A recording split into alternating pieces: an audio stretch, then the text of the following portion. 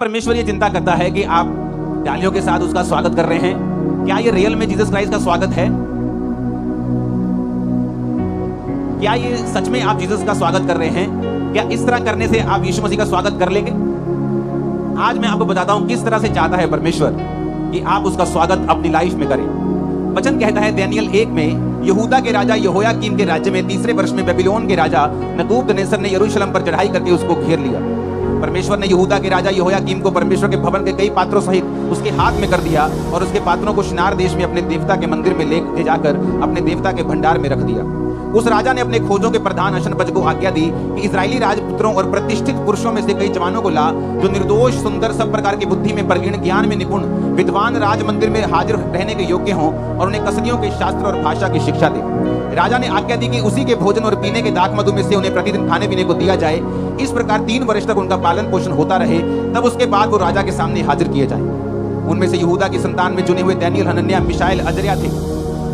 अब बाइबल कहती है कि एक राजा ने, बेबीलोन के राजा ने यरूशलेम पर चढ़ाई की। क्यों चढ़ाई की? क्योंकि वचन ये कहता है कि परमेश्वर की कौम जब पाप में होगी तो शैतान उनके ऊपर कब्जा करेगा और परमेश्वर उन्हें कभी भी छुड़ाएगा नहीं, या परमेश्वर शैतान को कभी भी डांटेगा नहीं कि ये मेरे लोग हैं, तू इन पे कब्जा नहीं कर सकता। अगर वो लोग परमेश्वर से दूर हैं, परमेश्वर को जानकर भी जानबूझकर पाप में हैं, तो परमेश्वर ने ऐसा होने दिया कि उन्होंने यरूशलेम पर चढ़ाई की और कामयाब हो गए। जबकि वचन ये कहता है कि कोई भी दुश्मन तुझ पर चढ़ाई करके कामयाब नहीं होगा जब यहोवा तेरी जिंदगी में होगा, जब परमेश्वर तेरी लाइफ में होगा। उनकी कामयाबी का कारण ये था कि ये परमेश्वर के यहूदी लोग परमेश्वर से दूर थे, परमेश्वर से हट चुके थे, अलग अलग तरह के पापों में थे, और परमेश्वर ने अलाउ किया शैतान को कि वो जाए और उन पे कब्जा कर ले। इसी तरह परमेश्वर ने जब एक पागल व्यक्ति में से दुष्ट आत्मा को निकाला और दुष्ट आत्मा को बोला था गड्ढे में जा, तो दुष्ट आत्मा ने कहा नहीं, मुझे वो सूरों के झुंड में भेज दे। तो जीसस ने जाने दिया, उसकी बहस को स्वीकार कर लिया, क्योंकि जीसस जानते थे कि शैतान के पास एक अधिकार है कि वो सूअर चराना बाइबल के अनुसार पाप है। तो वो जहां वचन टूट रहा है, शैतान वहां जाने की आज्ञा मांग रहा था और परमेश्वर ने उसे रोका नहीं और जाने दिया। बाइबल कहती है परमेश्वर अपने वचन के साथ बंधा हुआ है, वो अपने वचन से हटके कोई भी काम नहीं करता। अब हुआ क्या, ये 4 बच्चे, 4 जवान जो यहूदियों में से चुने गए कि वो राजा के पास रहेंगे, राजा के पास रह के राजा के तरीके की शिक्षा सीखेंगे और फिर राजा के भवन में ही काम करेंगे। तो काम करने से पहले 3 साल उनको सिखाया जाए, उनका खाना चेंज किया, उनका पीना चेंज किया, शिक्षा चेंज की, राजा के सामने कैसे हाजिर होना है वो सारा कुछ सिखाने के लिए उनको अलग कर दिया गया। 8 आयत में लिखा, दानियेल ने अपने मन में ठान लिया कि वो राजा का भोजन खाकर और उसके पीने का दाख मधु पीकर अपवित्र ना होए, इसलिए उसने खोजों के प्रधान से विनती की कि उसे अपवित्र ना होना पड़े। अब दानियेल जो था उसने कहा, अगर आप बेबीलोन को देखेंगे मैप के ऊपर, ये जो आपको डार्क हिस्सा मिल रहा है ये पुराना बेबीलोन, ये बेबीलोन का हिस्सा था। यरूशलेम उसके बिल्कुल पास आपको दिखाई देगा, लाल समुद्र दिखाई देगा, मिस्र दिखाई देगा, और ये आपको समुद्र से इधर भी समुद्र से इधर भी समुद्र से घिरा हुआ। अगर आप जापान में चले जाएं, अगर आप मलेशिया में चले जाएं, आप सिंगापुर में चले जाएं, जो एरिया समुद्र के साथ लगते हैं, गोवा में चले जाएं, केरला में चले जाएं, तमिलनाडु में, कन्याकुमारी में चले जाएं, आपको वहां आप देखेंगे कि लोगों का मुख्य भोजन जो है वो सी फूड है। लॉबस्टर्स खाते हैं, वो अलग अलग तरह की प्रॉन्स खाते हैं वो। अगर आप बेबीलोन की स्टडी करें तो बेबीलोन के लोग जो मेन उनका मीट था, घोड़े का मीट, सुअर का मीट, प्रॉन्स, शेलफिशेस, ये सारी डिशेस आपके सामने आ रही है। ये घोड़े, ये प्रॉन्स, ये घोड़े का मीट, ये सुअर का मीट, जितने भी मीट हैं ऐसे जो आज लोग खाते हैं, क्रिश्चियन लोग भी खाते हैं, क्योंकि बाइबल में नए नियम के बाद प्रार्थना करने के बाद चीजों को शुद्ध कर दिया गया। ये लॉबस्टर्स, ये सारी चीजें बाइबल में मना थी उस समय। पुराने नियम में ऐसी कोई भी चीज तुम नहीं खा सकते थे। अब देखो मेरी तरफ, दानियेल को मालूम था कि अगर मैं बोलूंगा कि नहीं मुझे सिर्फ चिकन खा सकता हूं, मैं सिर्फ मटन खा सकता हूं, तो गड़बड़ हो जाएगी। कभी कोई मीट बॉल आ रही है, कभी किसी में कुछ है, उसने फैसला किया कि छोड़ो बात, हमने खाना ही नहीं, हमने मना कर देना है कि हमने मीट ये वाला खाना ही नहीं है। और दूसरी स्टडी बेबीलोन की ये कहती है कि जब वो खाना और दाख मधु ये दोनों चीजें उनके पास होती थी, तो वो अपने देवताओं को जिनको वो मानते थे उनके सामने उनका भोग लगाकर, उनको चढ़ाकर, फिर वो ऐसी रीति के साथ भी उनको खाते थे। तो दानियेल को ये दोनों चीजें मालूम थी, उसने मन में ठान लिया। ठानने का मतलब क्या होता है कि उसको मालूम था कि मैं अगर ये करूंगा तो परमेश्वर मेरे से प्रसन्न नहीं होगा, परमेश्वर मेरे से खुश नहीं है। मुझे विपरीत परिस्थितियों में भी परमेश्वर के वचन पे चलना होगा अगर मैं सचमुच प्रभु से प्यार करता हूं तो। आज लोग डालियां उठा के लंबे लंबे हाथ ऐसे तो कर सकते हैं, लेकिन क्या उनकी लाइफ में सचमुच परमेश्वर है? क्या उन्होंने प्रभु का स्वागत अपनी जिंदगी में किया हुआ या नहीं? अगर नहीं किया हुआ तो डाली चाहे इससे भी बड़ी लेके ऐसे ऐसे कर लो, परमेश्वर के राज्य में उसकी कोई भी वैल्यू नहीं है। अगर आपकी लाइफ में जीसस क्राइस्ट हैं, फिर उसकी वैल्यू है जो आप कर रहे हैं। आमीन। चाहे आप एक दास को ठंडा पानी नहीं पिला रहे, चाहे आप एक डाली क्यों नहीं लेके आ रहे, चाहे आप हालेलुया बोल रहे हैं, फिर सब चीजों का मतलब भी है, सब चीजों का असर भी है, सब चीजें आपके लिए फायदेमंद भी है। लेकिन अगर जीसस क्राइस्ट का वचन आपके हृदय में नहीं है, विपरीत परिस्थितियां, वो यंग एज में अपने घर वालों से अलग कर दिए गए। डैनियल बोल सकता था कि भाई मैं छोटा सा हूं, राजा को अगर बोलूंगा, राजा के बंदे को मुझे ये नहीं खाना, मुझे ये नखरे करूंगा, अगला मारेगा, अगला निकाल देगा, मृत्यु दंड दे देगा। लेकिन वचन कहता है कि डैनियल ने मन में ठान लिया।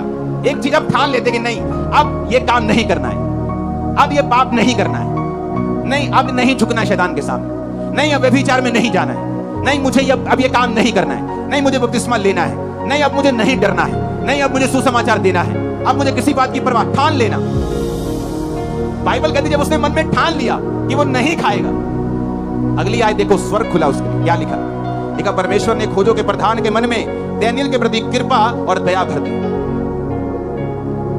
Now God had brought Daniel into favour and tender love with the prince of the eunuchs. अगर आप लव को इसका मतलब समझेंगे इब्रानी भाषा में, तो इसका मतलब है ऐसा प्यार जो मां अपने गर्भ के जने हुए बच्चे से करती है। एक होता है लव, प्यार, टेंडर लव। इब्रानी भाषा में उसका मतलब है रखाम, जिसका मतलब है कि एक ऐसा प्यार जो गर्भ, जैसे गर्भ के अपने जने हुए बच्चे से मां करती है। ऐसा प्यार किसके दिल में आ गया? खोजों के प्रधान के दिल में। वो उसकी मासी का बेटा तो नहीं था, उसकी भुआ का बेटा तो नहीं था, उसको रिश्वत तो नहीं दी थी, उसके गुरु भाई भी नहीं था। बोलो जी, सेम प्रभु को मानता है तो हमें प्यार हो गया, एक दूसरे से भाई बन गए हम। उनका देवता भी अलग था, उनका खाना भी अलग था, आपस में दोनों देश दुश्मन भी थे।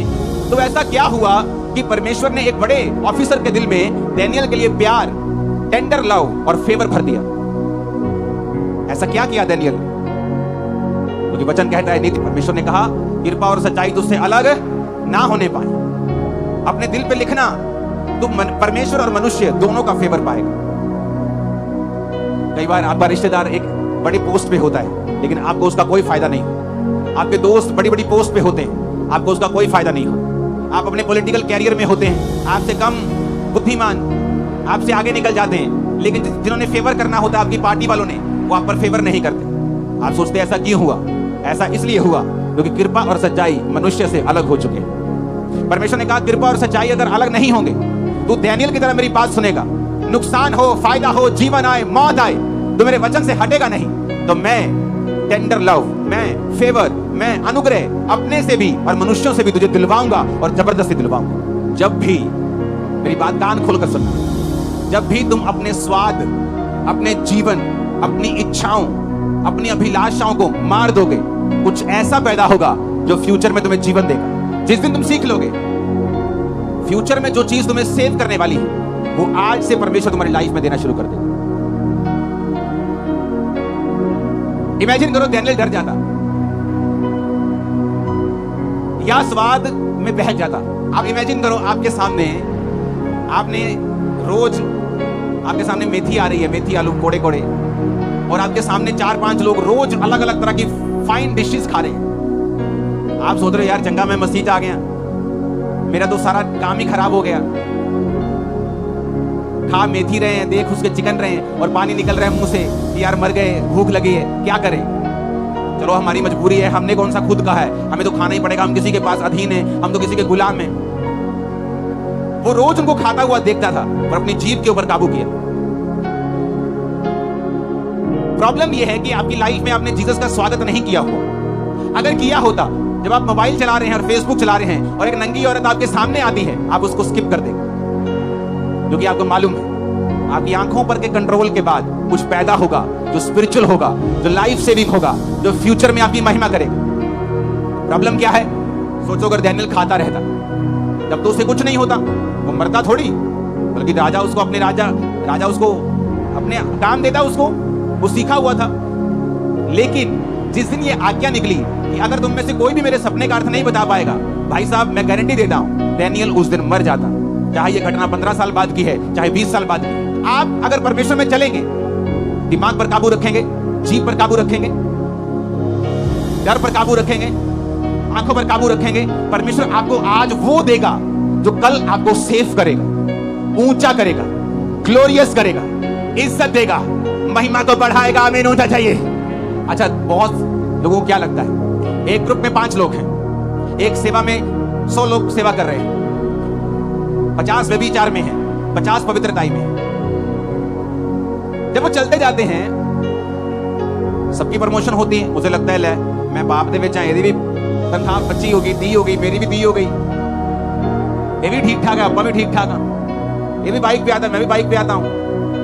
लेकिन बात वो नहीं, तब फर्क नहीं पड़ेगा। लेकिन एक समय आएगा जब फर्क दिखेगा भी, नुकसान भी होगा और फर्क भी दिखेगा, और तब वो इरिवर्सिबल होगा। तुम उसे रिवर्स नहीं कर पाओगे, तब से तौबा करके आगे चल पाओगे, लेकिन वो सब चीजें नहीं कर पाओगे जो आज तुम कर सकते हो अगर तुम प्रभु के वचन पे चले तो। और ये धोखा है, और शैतान देता है, उसे लगता है वो लोगों को सिखा देता है, कोई फर्क नहीं पड़ेगा, क्योंकि डैनियल को तब फर्क नहीं पड़ता।